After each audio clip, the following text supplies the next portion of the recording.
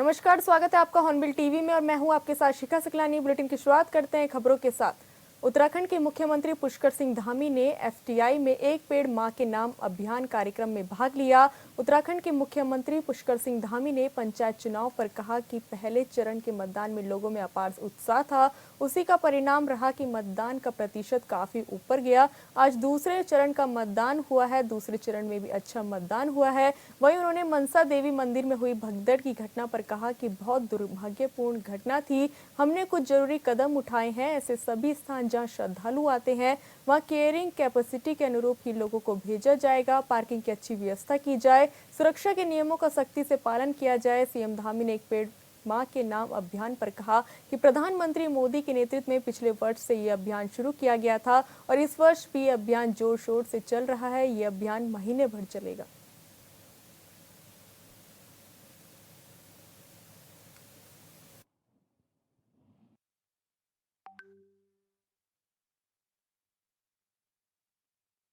आदरणीय प्रधानमंत्री श्री नरेंद्र मोदी जी के नेतृत्व में पिछले वर्ष से ये अभियान प्रारंभ किया गया था और इस वर्ष भी अभियान बड़े जोर शोर से चल रहा है।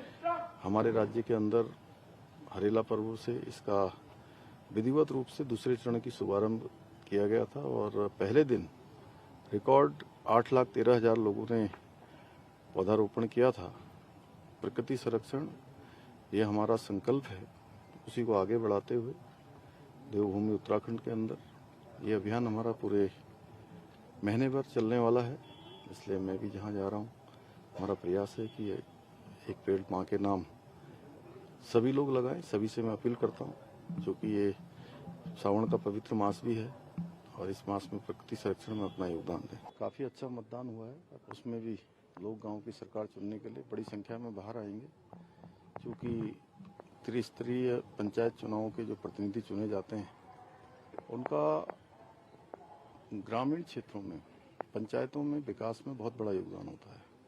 इसलिए मैं सभी से अपील करता हूं कि अपने मत का प्रयोग करें और मतदान करने के लिए बड़ी संख्या में आएं और ग्राम सभा की सरकारों को चुनें।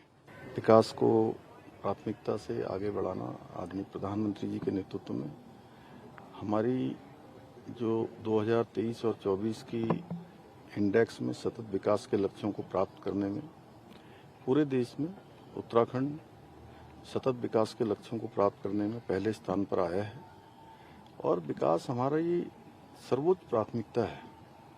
अगर कहीं पर किसी प्रकार की कोई बात आती तो निश्चित रूप से हम लोग उसको देखेंगे। बहुत दुर्भाग्यपूर्ण घटना थी और मैं स्वयं वहाँ गया। सबसे पहले तो हम जो भी लोग इस घटना में हमारे बीच में नहीं रहे उनके परिवार के लोगों के लिए एक बहुत असमय बड़ा संकट आया है और निश्चित रूप से इस आघात को सहने के लिए मैं भगवान से प्रार्थना करूंगा कि उन सभी को शक्ति दे, भगवान उनको अपने श्री चरणों में स्थान दे और जो लोग घायल हैं वो जल्दी स्वस्थ हों।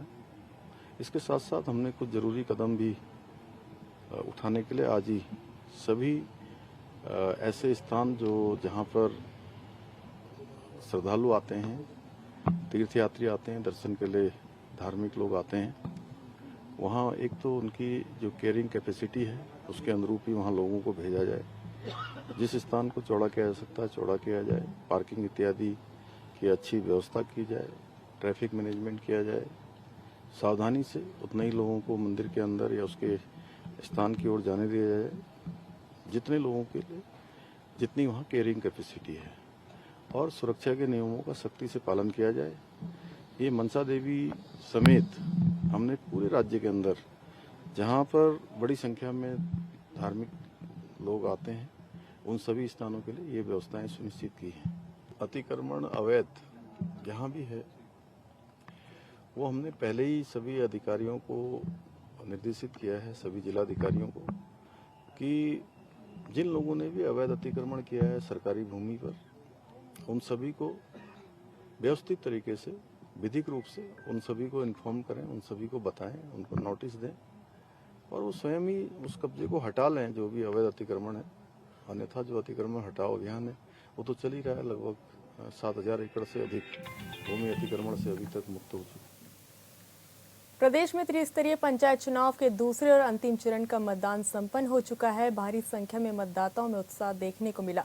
यमकेश्वर ब्लॉक के गुमाल गांव से इस बार बीजेपी समर्थित प्रत्याशी पल्लवी लखेड़ा और कांग्रेस समर्थित प्रत्याशी कविता डबराल के बीच सीधी टक्कर देखने को मिल रही है। पूर्व जिला पंचायत सदस्य विनोद डबराल ने कहा कि जनता भ्रष्टाचार, बेरोजगारी, शिक्षा, स्वास्थ्य समेत कई मुद्दों पर क्षेत्र में अपना मतदान कर रही है।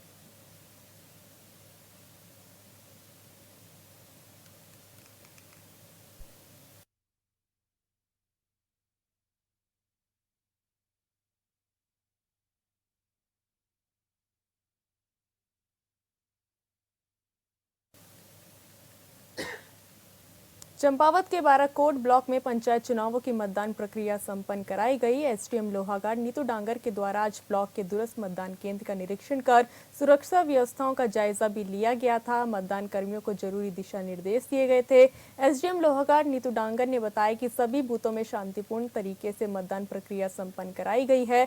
कहीं से भी किसी प्रकार की अप्रिय घटना की सूचना नहीं मिली। उन्होंने कहा कि बाराकोट ब्लॉक के सभी 53 बूथों में पर्याप्त पुलिस बल तैनात किया गया था। ब्लॉक के संवेदनशील और अति संवेदनशील बूथों पर अतिरिक्त बल लगाया गया था। बुजुर्ग, दिव्यांग मतदाताओं के लिए मतदान करने की विशेष व्यवस्था बूथों की थी।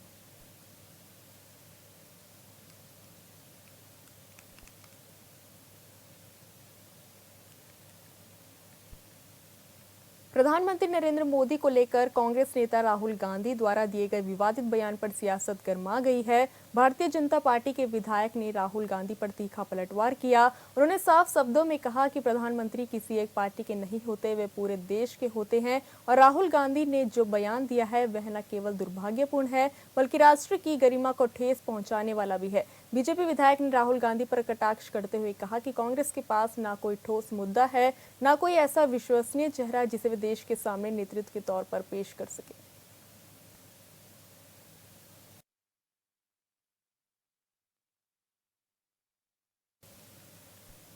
बीते दिनों बिना इजाजत हेलीकॉप्टर से केदारनाथ धाम पहुंचना बद्रीनाथ केदारनाथ मंदिर समिति के अध्यक्ष को भारी पड़ता नजर आ रहा है। मुख्यमंत्री ने बीकेटीसी में सलाहकार पद पर नियुक्ति के निर्देश जारी किए हैं। बीकेटीसी के ही पूर्व सीईओ बीडी सिंह को इस पद पर अब नियुक्त किया गया है। ऐसे में माना जा रहा है कि हेमंत द्विवेदी के पर कतरने के लिए उनसे ऊपर एक सलाहकार की नियुक्ति की गई है। ऐसे में हेमंत द्विवेदी अभी भी अपनी बात पर अडिग है और उन्होंने स्पष्ट किया है कि बरसात के दौरान यात्रा मार्ग पर शटल सेवाओं को रोक लगाई जाती है और वे रोक अभी भी बरकरार है, जबकि चार्टर्ड को लेकर ना डीजीसीए और ना यूकाडा की ओर से कोई दिशा निर्देश जारी किए गए। अभी भी उस क्षेत्र में चार्टर्ड सेवाएं जारी है और वह भी इस सेवा का उपयोग कर केदारनाथ गए थे, जिसमें कोई भी अनियमितता नहीं है। बीजेपी संगठन भी अब ये मान रहा है कि उस मामले की जांच अभी जारी है। जांच में जो भी तथ्य सामने आएंगे उससे स्पष्ट हो जाए कि उन्होंने नियमों की अनदेखी की है या नहीं।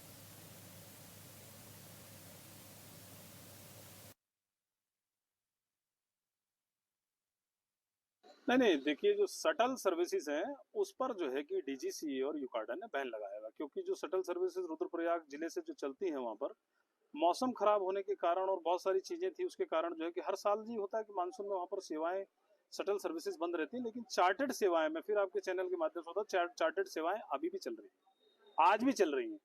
चार्टर्ड सेवाओं के लिए ना डीजीसी से ना यूकाडा से कहीं कोई प्रतिबंध नहीं। देखिए, उन्होंने अपना विषय रखा है, बीकेटीसी के अध्यक्ष ने अपना विषय रखा है और ये पूरा जाँच का विषय है और जाँच के आदेश हो चुके हैं। जाँच के बाद जो चीज़ें निकल कर आएँगी, उसके बाद सारी जनता को वो सच्चाई देखने को मिल जाएगी और बाकी आगे चीज़ें देखते हैं क्या जाँच में निकलती है। इस खबर पर ज्यादा जानकारी के लिए संवाददाता अमित रतूड़ी हमारे साथ जुड़ चुके हैं। अमित, हेमंत द्विवेदी जो बीकेटीसी के अध्यक्ष है, उनकी लगातार कार्यशैली पर सवाल उठ रहे हैं। हेलीकॉप्टर से केदारनाथ धाम जाने पर लगातार विवाद गर्माता जा रहा है। देखिए, निश्चित तौर पर जिस तरीके से बीकेटीसी अध्यक्ष जो हेमंत द्विवेदी हैं, उन्होंने जिस तरीके से हेली सेवा का उपयोग करते हुए केदारनाथ गए थे, तो वहां से विवाद शुरू हुआ। विवाद ये शुरू हुआ कि जो यूकाडा की तरफ से हेली जो कंपनियां हैं उन पर प्रतिबंध लगाया गया था, रोका गया था शटल सेवा के तहत केदारनाथ में उड़ान भरने को लेकर। लेकिन हेमंत द्विवेदी ने कुछ लोगों के साथ वो हेली सेवा का उन्होंने इस्तेमाल किया और उन्होंने केदारनाथ जो है धाम के दर्शन के, उस पर लगातार विवाद शुरू होता हुआ दिखाई दिया है। और उनकी तरफ से जो सफाई पेश की गई है कि दरअसल यूकाडा की तरफ से जो हेलीकॉप्टरों पर जो है रोक लगाई गई थी, चार्टर जो प्लेन है उन पर रोक नहीं लगाई गई है। और उन्होंने जो इस्तेमाल किया है वो चार्टर प्लेन का इस्तेमाल किया है, वो उसके तहत गए हैं। तो ऐसे में उन्होंने नियमों का जो है हवाला देते हुए कहा है कि उन्होंने नियमों की जो है अनदेखी नहीं की है। वहीं अगर हम सत्ता पक्ष और विपक्ष की बात करें, दोनों तरफ से जो है आरोप प्रत्यारोप चल रहा है। हालांकि सत्ता पक्ष ये कह रही है कि चूंकि अभी मामला यूकाडा के अंडर में चल रहा है, प्रोसेस में है, और यूकाडा की तरफ से पूरे मामले की जो है जांच पड़ताल की जा रही है, उसी के बाद जो भी उनकी तरफ से स्पष्टीकरण मांगा जाएगा, उसके तहत से कार्रवाई की जाएगी। वहीं विपक्ष जो है लगातार ये सवाल उठा रहा है कि जिस तरीके से सरकार जो है नियमों की अवहेलना करते हुए वहां पर हेलीकॉप्टरों को जो उड़ान का प्रतिबंध लगाया गया था, लेकिन जिस तरीके से वहां पर हेलीकॉप्टर उड़ाया गया, ऐसे में कहीं न कहीं सरकार जो है कटघरे में आ रही है और उसी को लेकर विपक्ष लगातार सवाल भी उठा रहा है। अब देखना ये होगा कि जब यूकाडा की तरफ से पूरा मामले की जो जांच की जाएगी, तो क्या हेमंत द्विवेदी की मुश्किलें और कितने आने वाले समय में बढ़ सकती हैं, ये देखने वाली बात होगी। शिखा, प्रदेश में दूसरे चरण का त्रिस्तरीय पंचायत चुनाव संपन्न हो चुका है। राजधानी देहरादून के भी 3 विकास खंडों में चुनाव पूरे हो चुके हैं। जिलाधिकारी दून सविन बंसल ने आज कलेक्ट्रेट स्थित निर्वाचन कंट्रोल रूम पहुंचकर स्थिति का जायजा लिया। मीडिया से बात करते हुए जिलाधिकारी ने कहा कि प्रदेश के साथ ही जिले के तीनों विकास खंडों में चुनाव शांतिपूर्ण तरीके से संपन्न हो चुके हैं। साथ ही कहा कि सभी बूथों पर मतदान ठीक प्रकार से चले, इसके लिए कई टीमों का गठन किया गया था।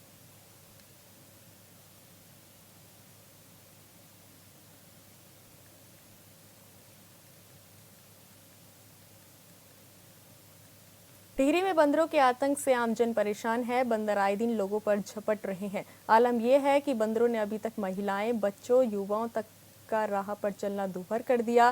नेपाली मूल के व्यक्ति विजेंद्र थापा पर बंदरों के झुंड ने उस वक्त हमला कर दिया जब वो काम पर जा रहा था, जिससे युवक घायल हो गया। बंदरों के आतंक से राह चलती महिलाएं, बच्चों को काफी दिक्कतों का सामना करना पड़ रहा है, लेकिन अभी तक वन विभाग ने इन बंदरों को पकड़ने और बाध्यकरण की कार्रवाई नहीं की। टिहरी विधायक किशोर उपाध्याय का कहना है कि वो इस मामले को सदन में रखेंगे, जिससे लोगों की सुरक्षा हो सके।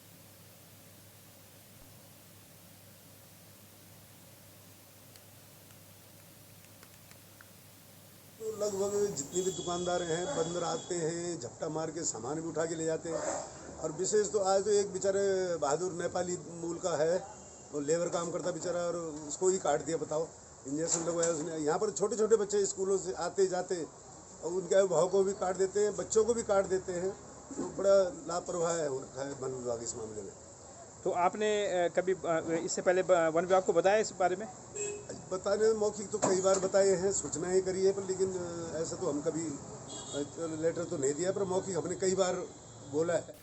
उत्तराखंड में भ्रष्टाचार पर जीरो टॉलरेंस की नीति के तहत हाल ही में आबकारी विभाग के एक अधिकारी पर गाज गिरी है, लेकिन इस कार्रवाई को लेकर कांग्रेस सरकार की मंशा पर सवाल खड़े किए हैं।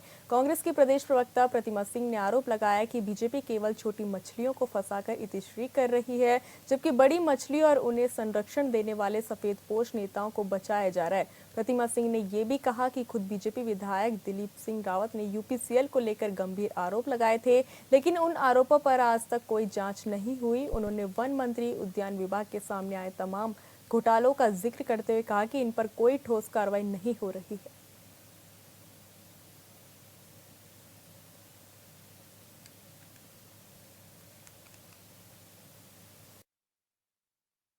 देखिए, ये छलावा है और ये दिखावा है। भारतीय जनता पार्टी जो है जनता के साथ छल करने का कार्य कर रही है। मैंने कई बार कांग्रेस पार्टी ने ये बात कही है कि आप छोटी मछलियों को पकड़ के बड़ी मछलियों को बचाने का जो है प्रयास कर रहे हैं। जिस तरीके से दिलीप रावत जी ने यूपीसीएल पे जो है आरोप लगाया, आपने देखा जिस तरीके से वन मंत्री के खिलाफ कितनी बातें सामने आई। खलंगा जो फॉरेस्ट का मुद्दा सामने आया, ना वन मंत्री के खिलाफ कुछ हुआ। सैन्य धाम घोटाला आपके समक्ष है, आय से अधिक संपत्ति का घोटाला आपके जो है समक्ष गणेश जोशी जी के खिलाफ, उद्यान विभाग घोटाला, बीज घोटाला। हरिद्वार के मनसा देवी पैदल मार्ग पर हुई घटना के बाद प्रशासन एक्शन मोड में आ गया है। जिलाधिकारी मयूर दीक्षित और एसएसपी प्रमेंद्र सिंह डोभाल ने मौके पर पहुंचकर व्यवस्थाओं का जायजा लिया। इस दौरान उन्होंने मंदिर समिति और संबंधित विभागों के साथ संयुक्त निरीक्षण किया और यात्रियों की सुरक्षा और सुविधा को लेकर अहम फैसले लिए। जिलाधिकारी मयूर दीक्षित ने साफ किया कि यात्रा मार्ग पर वन वे सिस्टम, सुरक्षा बढ़ाने और अतिक्रमण हटाने जैसे कदम उठाए जा रहे हैं। राजाजी टाइगर रिजर्व के अधिकारियों के साथ मिलकर पूरे मार्ग की नए सिरे से प्लानिंग की जा रही है।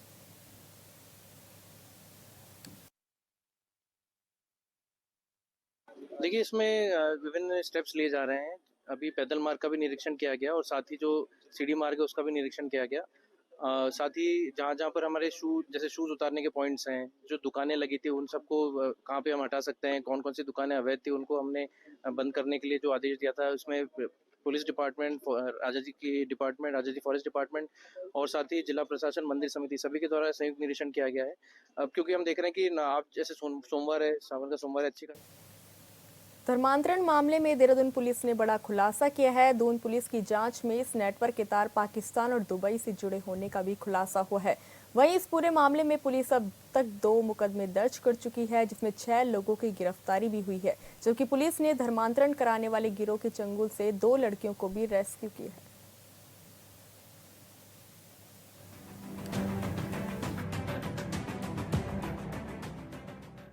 उत्तराखंड पुलिस ने धर्मांतरण के एक बड़े मामले का खुलासा किया है, जिसके तार न सिर्फ यूपी के चर्चित आगरा धर्मांतरण केस से जुड़े हैं, बल्कि धर्मांतरण के इस गिरोह का इंटरनेशनल कनेक्शन दुबई और पाकिस्तान से भी मिला है। देहरादून एसएसपी अजय सिंह ने इस पूरे मामले का खुलासा किया। पुलिस ने बताया कि कैसे 2 युवतियों का इस गिरोह ने ब्रेन वॉश किया। देहरादून पुलिस ने बताया कि रानी पोखरी थाने में एक व्यक्ति ने बीती 18 जुलाई को शिकायत दर्ज कराई थी। व्यक्ति ने अपनी शिकायत में पुलिस को बताया कि उसकी 21 साल की बेटी कुछ दिनों से कुछ अजीब व्यवहार कर रही है। परिजनों ने बेटी से जब उसके अजीब व्यवहार का कारण पूछा तो पता चला कि दूसरे समुदाय के कुछ लड़के और लड़कियां बहला फुसलाकर उसका धर्म परिवर्तन कराना चाहते हैं। मैं समझ देशवासियों से ये रिक्वेस्ट करती हूँ कि अपने बच्चों को धर्म से रिलेटेड नॉलेज दें, उनसे जुड़े रहिए, उनकी सारी जितनी भी अच्छी बुरी मतलब आदतें उन पे नज़र रखिए, कोई किसी गलत ट्रैप में ना फंसे और माँ बाप अपने बच्चों के साथ जितना क्लोज कनेक्शन बना के रखे इन अ गुड वे उतना ज़्यादा अच्छा है और अपने बच्चियों को बचाएं गलत चीज़ों से।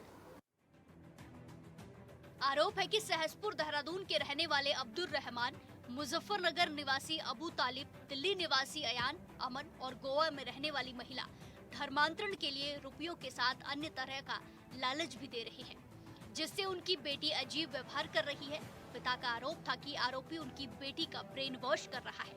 उन्हें शक था कि इस कार्य में कई अन्य लोग भी शामिल हो सकते हैं। पीड़िता के पिता की तहरीर पर पुलिस ने उत्तराखंड धार्मिक स्वतंत्रता अधिनियम 2018 के तहत अब्दुल रहमान समेत कई अन्य लोगों पर मुकदमा दर्ज किया। इसके बाद पुलिस ने मामले में जांच शुरू की और पीड़िता की काउंसलिंग कराई गई, जिसमें युवती ने कई अहम खुलासे किए। कभी कभी ऐसा होता है कि हम इन्वेस्टिगेशन जब प्राइमरी स्टेज में करते हैं तो हम इसे एक धर्मांतरण के रूप में एक ऑर्गेनाइज्ड नेटवर्क देख रहे हैं। कहीं ना कहीं हवाला ट्रांजैक्शंस में भी अभी जैसे बहुत कम ट्रेल के पैसे मिले हैं, क्या पता वो ज़्यादा हो सकते हैं कि इंडियन को टच किया फिर दुबई गया, दुबई से पाकिस्तान चला गया। थर्ड, मैंने कहा कि नेशनल सिक्योरिटीज़ के इशू होते हैं जो हमारे बहुत ही आपने देखा होगा कि कभी कभी हम ब्रेन वॉश करके किसी न किसी को किसी टेररिस्ट एक्ट में, किसी नेगेटिव एक्ट में यूज़ कर लेते हैं। तो ऐसे देखे गए इंसिडेंट पहले भी ऐसे हुए हैं। तो अभी मैंने कहा कि बहुत प्राइमरी स्टेज है, इसमें इन्वेस्टिगेटिंग एजेंसी हमारी भी टीम काम कर रही है, आगरा पुलिस की भी काम कर रही है लगातार इसमें, तो 2 पुलिस इसमें लगातार काम कर रही है। तो ऐसे कुछ अभी ट्रेसेस अगर आते हैं तो डेफिनेटली उसमें गोपनीयता को देखते उसमें आगे काम किया जाएगा। बट अभी प्राइमरी स्टेज पर ऐसे कोई चीज़ हमें नहीं मिल पाई है। मे बी फर्दर अगर ऐसे कोई चीज़ आती है तो डेफिनेटली उसको शेयर करेंगे हम लोग। काउंसलिंग में पीड़िता ने बताया कि इस गिरोह के तार केवल भारत के अन्य राज्यों से नहीं है, बल्कि इस गिरोह के रिश्ते इंटरनेशनल लेवल पर भी हैं। साथ ही ये मामला वर्तमान में उत्तर प्रदेश में जनपद आगरा में प्रचलित धर्मांतरण केस से भी जुड़ा हुआ है। इसके बाद देहरादून पुलिस ने आगरा पुलिस से संपर्क किया और पीड़िता से मिली जानकारी को यूपी पुलिस से शेयर किया। देहरादून पुलिस के मुताबिक धर्मांतरण केस में आगरा पुलिस ने जिन लोगों को गिरफ्तार किया है उनमें से कुछ आरोपियों की संलिप्तता देहरादून में चल रही जांच में पाई गई है। देहरादून पुलिस को भी ये पता चला है कि पीड़िता जब नाबालिग थी तो फेसबुक पर उसकी दोस्ती अबू तालिब से हुई थी। इंस्टा और फेसबुक पर बहुत सारे हमारे युवा हैं और वो जब सर्च करते हैं इस तरह से, जब उन्हें लगता है कहीं पे किसी ने सर्च किया तो आपने देखा होगा कि वो सब पॉप करने लगता है, उसी तरह के सजेशन में फ्रेंड्स आने लगते हैं। तो फिर जब इन्होंने देखा और उन लोगों को लगा कि ये कोई इंटरेस्टेड है तभी हमें सर्च कर रहा है, तो जब ये फिर खुद से संपर्क करते हैं। जैसे कि मरियम ने भी बताया, सुमैया ने भी बताया कि जैसे ही ऐसा होता है तो जैसे किसी का फ़ोन आ जाता है, वो कहता है कि अच्छा आप कहाँ रहते हैं, क्या करते हैं, तो ऐसे वो इंस्टा पे बातें भी करने लगते हैं, उस पर चैट शुरू हो जाती है। बच्चियों ने बताया कि पाकिस्तान में बैठे मौलवी इन युवतियों को इस्लाम और अरबी भाषा की तालीम देते थे। इन ग्रुप को रिवर्ट टू इस्लाम नाम दिया गया था। पुलिस ने इस मामले में अब तक हुई जांच में जिन लोगों को गिरफ्तार किया है, उनके पास से कई ऐसे संदिग्ध किताबें बरामद हुई हैं, जो इस्लाम का प्रचार करने के साथ ही युवतियों का ब्रेन वॉश करती हैं। फिलहाल पुलिस इस पूरे मामले में अब तक 2 मुकदमे ऋषिकेश और प्रेमनगर थाने में दर्ज कर चुकी है, जिनमें 6 लोगों की गिरफ्तारी की जा चुकी है, जबकि पुलिस की जांच अभी भी जारी है। वहीं इस मामले के खुलासे के बाद अब पुलिस इस बात की भी जांच कर रही है कि धर्मांतरण का ये मामला कहीं झंगुर बाबा केस से जुड़ा हुआ तो नहीं है। Bureau report, hornbill TV. फिलहाल इस बुलेटिन में इतना ही। आप देखते रहिए हॉर्नबिल टीवी। नमस्कार।